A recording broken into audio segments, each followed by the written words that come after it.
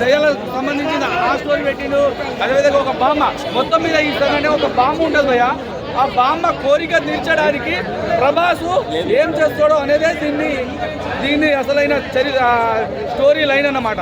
మన మారుతి డైరెక్టర్ మాత్రము ఈ సినిమాను మాత్రం చిన్నగా తీద్దాం, ఏదో తీద్దామంటే మామూలు ప్రేమ కథ చిత్రం ఉంది కదా అట్లా రాసుకుంటూ ఇక దొరకక బంగారం డైమండ్ దొరికింది మనకు ప్రభాస్ అన్న.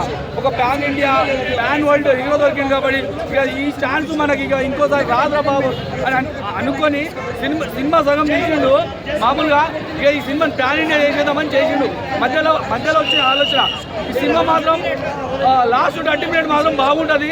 క్లైమాక్స్ పెద్దగా అది ఎక్కిపోతుంది. ఇంకా పార్ట్ 2 తీసేట అన్న నీకు దండం పెడతాం మారుతున్నా, నువ్వు మంచి డైరెక్టర్వి, మంచిగా తీస్తావు, కొద్దిగా తికమగా చేసినావు. పార్ట్ 2 వద్దిగా ఈడిగా సరబెట్టు.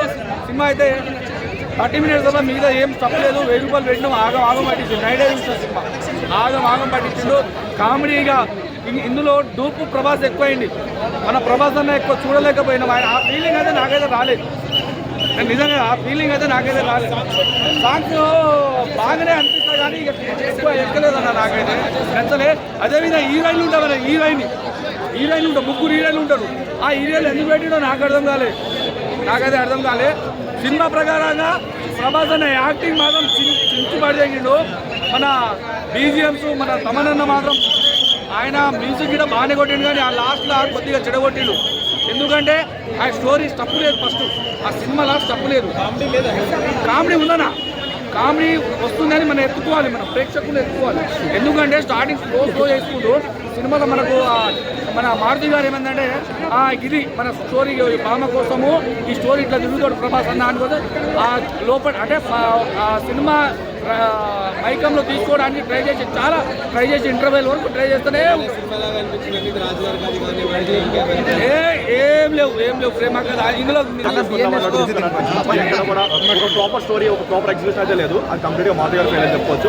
అండ్ ఇంకొక ఓన్లీ పాజిటివ్ ఏంటంటే ఆయన యాక్టింగ్ ఒకటి ఆయన కామెడీ టైమింగ్ హాస్పిటల్ చేయడం ఉంటుంది ఒక ఎమోషన్ సీన్, దాని వరకు ఆయన ప్రాణం పెట్టని చెప్పుకోవచ్చు. అది కాకుండా చెప్పుకుంటే పెద్దగా సాంగ్స్ కూడా ఏంటంటే ఒక ఫ్లోలో వెళ్తున్న స్టోరీని అన్నసరిగా స్పీడ్ బ్యాక్ వేసినట్టు అన్నసరిగా సాంగ్స్ జరిగించారు. ఇదైతే ఆ 3 హీరోయిన్స్ కూడా అన్నసరి ఇంపార్టెన్సే లేదు. ఏదో సైకిల్ అంటే పెట్టుకున్నారు తప్ప అసలు 1% కూడా ఇంపార్టెంట్ లేదు. అలాంటి వాటిని పెట్టుకున్నారు.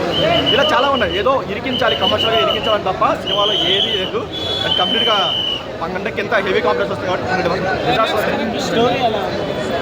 క్లైమాక్స్ వరకు వాళ్ళంతా లేపినా సరే జనాలకు చాలా మంది అర్థం కాదు. సో అర్థం కావడం మేబీ డిసప్పాయింట్ అవ్వచ్చేమో కానీ బట్ అందరికీ సో ఇంకొకటి ఏంటంటే మనకి మోయిల్ గట్ట గురించి చాలా లేఖలు